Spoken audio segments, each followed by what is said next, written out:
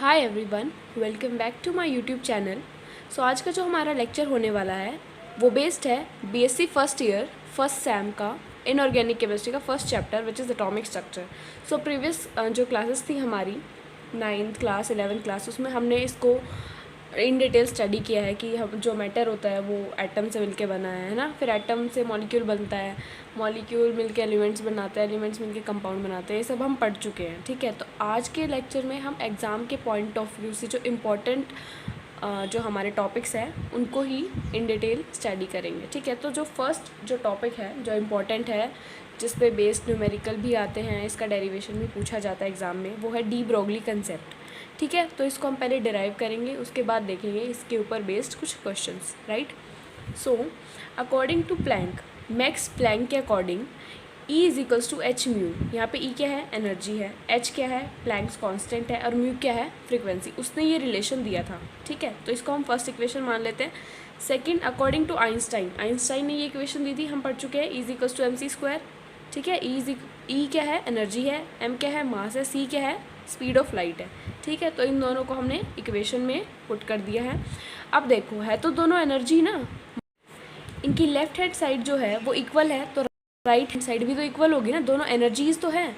तो इनको कंबाइन करेंगे तो क्या आएगा? H mu is equals to M C square, ठीक है। म्यू क्या है? फ्रीक्वेंसी, और म्यू की जगह हम क्या लिख सकते हैं? C बाई लैम्डा, ठीक है। तो एक C से एक C यहाँ से कैंसिल हो गया ना। तो यहाँ पे लैम्डा यानी कि वेवलेंथ क्या आएगी? H बाई एम सी, ये आ गई वेवलेंथ, ठीक है। बट ये जो इक्वेशन है, ये जो वेवलेंथ है, ये सिर्फ वैलिड है फोटोन के लिए, ठीक है। और मटेरियल पार्टिकल के लिए हम जब देखते हैं तो C को हम रिप्लेस कर देते हैं V से। C क्या है? स्पीड ऑफ लाइट है, और V क्या है? Velocity of material particle.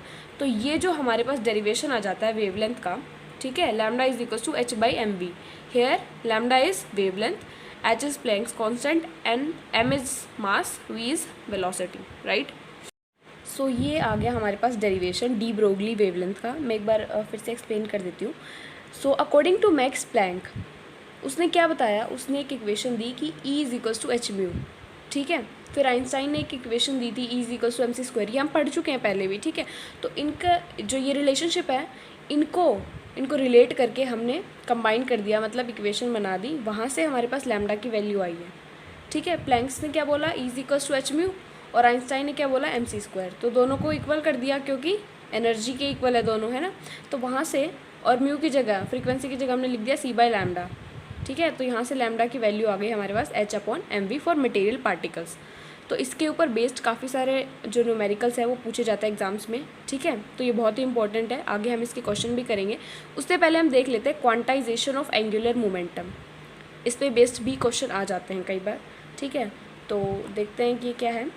We know that circumference of orbit must be integral multiple of the electron wavelength. ये क्या बोलता है कि जो ऑर्बिट की जो सर्कमफ्रेंस है, ठीक है, वो क्या होगी? जो इलेक्ट्रॉन वेवलेंथ है उसकी इंटीग्रल मल्टीपल होगी। देखो, जब हम एक दो चीज़ें होती हैं, वेव्स इन फेज़ और एक होता है waves not in phase. Phase में मतलब जो यूनिफॉर्म तरह से मतलब सर्कुलेट करती है, मूव करती है, ठीक है। और नॉट इन फेज़ मतलब फेज़ में नहीं है, सेम फेज़ में नहीं है, ठीक है।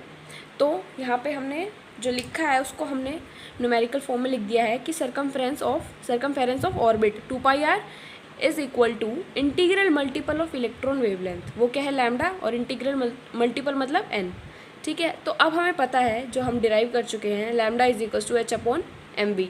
तो लैम्डा की जगह हम वैल्यू पुट करेंगे 2πr is equals to NH upon M V, ठीक है। तो एम वी को इधर ले आएंगे, 2π को इधर, एम वी आर ही तो हमारे पास एंगुलर मोमेंटम होता है ना। So M V R is equals to NH upon 2π। So angular momentum of the electron should be an integral multiple of H upon 2π। जो एंगुलर मोमेंटम होगा ना इलेक्ट्रॉन का, वो H बाई 2π का एक इंटीग्रल मल्टीपल होना चाहिए, ठीक है। इस पे बेस्ड भी क्वेश्चन आते हैं, आपकी बुक में ज़रूर मिलेगा, एक दो क्वेश्चन ऐसे आ जाएंगे, ठीक है। इसलिए इस जो टॉपिक है उसको डिस्कस करना इंपॉर्टेंट था। अब हम देखते हैं कि जो डी ब्रोगली कंसेप्ट को हमने स्टडी किया है, इसका सिग्निफिकेंस क्या है, मतलब, ठीक है, वो देखते हैं। So significance of de Broglie relationship. So it is significant for microscopic bodies only because for large bodies the wavelengths are very small and cannot be measured by any of the available methods. इसका क्या मतलब हुआ कि जो ये D Broglie wavelength है जो हमने डिराइव की है, ये सिर्फ किसके लिए है सिग्निफिकेंट? माइक्रोस्कोपिक बॉडीज़ के लिए है, लार्ज बॉडीज़ के लिए नहीं है। क्यों? क्योंकि जो लार्ज बॉडीज़ होती है उनकी जो वेवलेंथ है वो बहुत ही स्मॉल होती है, उसको हम किसी भी अवेलेबल मेथड से मेज़र नहीं कर सकते, ठीक है। इसलिए सिग्निफिकेंट किसके लिए है? सिर्फ माइक्रोस्कोपिक बॉडीज़ के लिए। Thus, any material body in motion can have wavelength, but it is measurable only for microscopic bodies such as electron, proton, atoms और molecules. ठीक है, इसका मतलब ये है कि कोई भी जो मटेरियल बॉडी है जो कि मोशन में है उसकी वेवलेंथ तो हो सकती है, बट मेजरेबल किसकी होगी? सिर्फ माइक्रोस्कोपिक बॉडीज़ की, जैसे इलेक्ट्रॉन, प्रोटॉन, ठीक है, एटम, मॉलिक्यूल, इन सब की। ये क्या है? माइक्रोस्कोपिक बॉडीज़ है, तो इनके लिए सिग्निफिकेंट है, ठीक है। तो ये था सिग्निफिकेंस। तो हमने डी ब्रोगली कंसेप्ट को स्टडी कर लिया, क्वांटाइजेशन ऑफ एंगुलर मोमेंटम को स्टडी कर लिया, और हमने देख लिया सिग्निफिकेंस डी ब्रोगली रिलेशनशिप का, ठीक है। तो अब हम देखेंगे कि इलेक्ट्रोमैग्नेटिक वेव्स और मैटर वेव्स में क्या डिफरेंस है, उसके बाद हम न्यूमेरिकल्स करेंगे डी ब्रोगली कंसेप्ट के ऊपर, ठीक है। अब हम देखेंगे इलेक्ट्रोमैग्नेटिक वेव्स यानी कि ईएम वेव्स और मैटर वेव्स में difference, right. So first difference है EM waves are associated with electric and magnetic field perpendicular to each other। इसका मतलब क्या है कि जो इलेक्ट्रोमैग्नेटिक वेव्स है वो एसोसिएटेड है इलेक्ट्रिक और मैग्नेटिक फील्ड से, जो कि एक दूसरे के परपेंडिकुलर है और प्रोपगेशन ऑफ डायरेक्शन के भी परपेंडिकुलर है, ठीक है। देखो इलेक्ट्रोमैग्नेटिक वेव्स नाम से ही समझ आता है कि इलेक्ट्रोमैग्नेटिक दोनों चीज़ें हैं, इलेक्ट्रिक भी और मैग्नेटिक भी, यानी कि दोनों फील्ड इलेक्ट्रिक और मैग्नेटिक फील्ड इससे एसोसिएटेड है, राइट। और matter waves are not be associated with electric and magnetic field, may not be associated कर लेना यहाँ पे, क्योंकि ज़रूरी नहीं है कि मैटर वेव एसोसिएटेड हो ही हो इलेक्ट्रिक या मैग्नेटिक फील्ड से, हो भी सकता है और नहीं भी हो सकता, नेसेसरी नहीं है, ठीक है। सेकेंड है they do not require any medium for propagation. जो इलेक्ट्रोमैग्नेटिक वेव्स है उनको प्रोपगेशन के लिए कोई मीडियम की रिक्वायरमेंट नहीं होती, जबकि मैटर वेव्स को they require medium for propagation, उनको मीडियम रिक्वायरमेंट होती है, ठीक है। थर्ड है all EM waves travel with the same velocity. जो सारी इलेक्ट्रोमैग्नेटिक वेव्स है वो सेम वेलोसिटी से ट्रैवल करती है, जबकि मैटर वेव्स में ऐसा कुछ नहीं है। Matter waves travel with different velocities, वो अलग अलग जो वेलोसिटी है उनसे ट्रैवल करती है, राइट। फोर्थ जो है the velocity of EM waves is equal to that of light. इसका मतलब ये है कि जो इलेक्ट्रोमैग्नेटिक वेव्स की जो वेलोसिटी है वो लाइट के इक्वल है, बट मैटर वेव्स के केस में ऐसा नहीं है। The velocity of matter waves is less than that of light, यानी कि जो मैटर वेव्स की वेलोसिटी है वो लाइट की वेलोसिटी से, लाइट की स्पीड से कम होती है, ठीक है। ये कुछ मेन जो थे डिफरेंसेस थे इलेक्ट्रोमैग्नेटिक वेव और मैटर वेव्स में, पूछ लिए जाते हैं अक्सर एग्जाम में, ठीक है, इसलिए इम्पॉर्टेंट है। अब हम देखते हैं डी ब्रोगली वेवलेंथ पे बेस्ड कुछ क्वेश्चंस, ठीक है, जो इम्पॉर्टेंट है आपके एग्ज़ाम के पॉइंट ऑफ व्यू से। सो फर्स्ट क्वेश्चन ये है velocity of electron is this, मतलब वेलोसिटी दे रखी है इलेक्ट्रॉन की, ठीक है। कैलकुलेट डी ब्रोगली वेवलेंथ, हमने क्या फाइंड आउट करना है? De Broglie wavelength find out करना है। तो पहले हम फॉर्मूला लिख लेते हैं which is lambda is equals to h/mv, ठीक है। अब डी ब्रोगली वेवलेंथ को फाइंड आउट करने के लिए हमें क्या क्या पता होना चाहिए? h, m और v दिया हुआ है वेलोसिटी ऑफ इलेक्ट्रॉन, ठीक है। m मास ऑफ इलेक्ट्रॉन हमें पता है क्या होता है 9.11 इंटू 10⁻31 kg, है ना। और h क्या है? प्लैंक्स कांस्टेंट है, जिसकी वैल्यू हमें पता होनी चाहिए क्या होती है 6.63 इंटू 10⁻⁻34 किलोग्राम मीटर स्क्वायर पर सेकेंड। ये आपको लर्न होनी चाहिए क्योंकि क्वेश्चन में डायरेक्टली इनका यूज़ होता है ना। सो h की वैल्यू क्या होती है 6.63 इंटू 10⁻⁻34 किलोग्राम मीटर स्क्वायर पर सेकेंड, राइट। फिर मास ऑफ इलेक्ट्रॉन क्या होता है 9.11 इंटू 10⁻⁻31 kg, और वेलोसिटी तो हमें दिया ही हुआ है ना।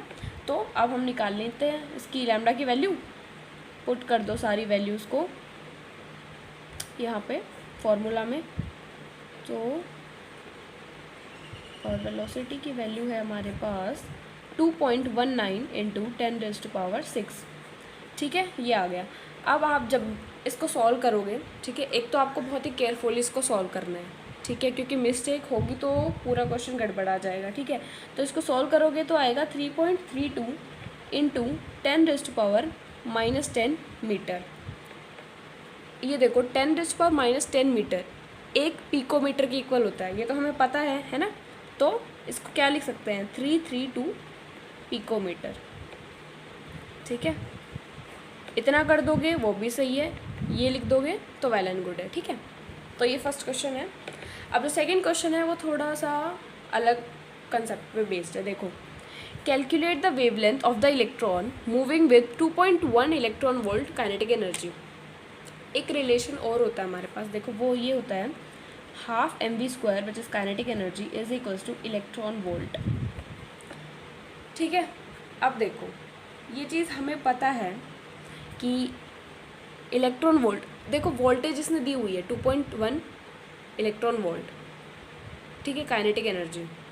ओके, सो अब हम क्या करते हैं, वैल्यूज़ को पुट कर लेते हैं। ठीक है, तो यहाँ पे m की वैल्यू क्या होगी, मास ऑफ इलेक्ट्रॉन जो हमें पता है, v हमें फाइंड आउट करना है। इलेक्ट्रॉन ये हमें पता है 1.6 इंटू 10⁻⁻19 कूलम या जूल के इक्वल होता है, तो इसकी वैल्यू हम ऐसे पुट करेंगे। ठीक है, और v की वैल्यू हमें दी हुई है 2.1। ठीक है, अब पुट कर लेते हैं, इसको इधर लेके जाएंगे तो v² is equals to 2 electron volt upon m। ठीक है, अब क्या करेंगे, स्क्वायर को हटा देंगे, इधर अंडर रूट आ जाएगा। अब वैल्यूज़ को हम पुट कर लेते हैं, 2 इंटू इसकी वैल्यू पुट करो 1.6 इंटू 10⁻⁻19 इंटू इसकी वैल्यू आ गई हमारे पास 2.1 डिवाइडेड बाई 9.1 इंटू 10⁻⁻31। तो अभी आप आगे इसको सोल्व करोगे तो आपके पास वेलोसिटी की वैल्यू ये आ जाएगी। ठीक है, हमें क्या कैलकुलेट करना है, कैलकुलेट द वेवलेंथ। ठीक है, तो अभी हमारे पास सिर्फ वेलोसिटी आई है, तो अब वेवलेंथ का फॉर्मूला हम यहाँ पे लगा देते हैं। ठीक है, अब आप यहाँ पे वैल्यूज़ को पुट कर लो, h की वैल्यू।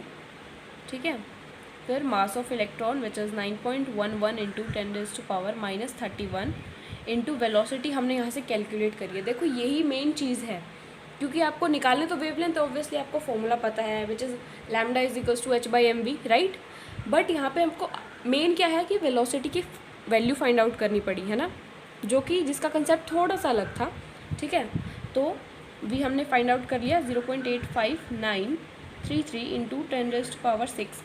ठीक है, इसको फर्दर आप सॉल्व करोगे और सॉल्व करने के बाद आपके पास आ जाएगा आंसर 8.473 इंटू 10⁻⁻10 मीटर। ठीक है, ऐसे फाइंड आउट करना है। ये तो देखो क्या था, सिंपल क्वेश्चन था। h की वैल्यू, मतलब ये तो क्या प्लैंक्स कांस्टेंट है, इसकी वैल्यू तो कांस्टेंट ही है, याद रखनी है। ठीक है, m क्या है, यहाँ पे तो मास ऑफ इलेक्ट्रॉन हमें पता है, या फिर मास ऑफ इलेक्ट्रॉन दे दिया जाएगा आपको एक चीज़। ठीक है, या तो मास या वेलोसिटी, यहाँ पे तो हमें मास पता था इलेक्ट्रॉन का। ठीक है, तो आपने सिंपली कैलकुलेट कर ली वेवलेंथ। ये जो क्वेश्चन था इसमें क्या था, अलग कॉन्सेप्ट यूज़ हुआ है ना, half mv² is equals to EV electron volt. तो आपको ये याद रखना है, क्योंकि इस पे बेस्ड क्वेश्चन आता है, और ये दोनों जो क्वेश्चन है ये प्रीवियस ईयर क्वेश्चन है, उनमें है ये, मतलब आपके एग्ज़ाम में आ चुके हैं ये पहले। ठीक है, तो ये इम्पॉर्टेंट है, एग्ज़ाम में आए हुए क्वेश्चन है। सो ये था आज का लेक्चर। ठीक है, तो एक बार समअप कर लेते हैं कि हमने क्या क्या किया शुरुआत से। तो हमने शुरू में ही देखा डी ब्रोगली कंसेप्ट को। ठीक है, वहाँ से एक रिलेशनशिप निकाला, लैम्डा की वैल्यू निकाली which is lambda is equals to h/mv, right. उसके बाद देखा हमने quantisation of angular momentum, important है क्योंकि मैंने जो भी टॉपिक्स करवाए हैं कवर, वो सारे ही एग्ज़ाम के पॉइंट ऑफ व्यू से इंपॉर्टेंट है। ठीक है, न्यूमेरिकल भी आते हैं उन पर। फिर हमने देखा कि डी ब्रोगली जो कंसेप्ट है उसका सिग्निफिकेंस क्या है।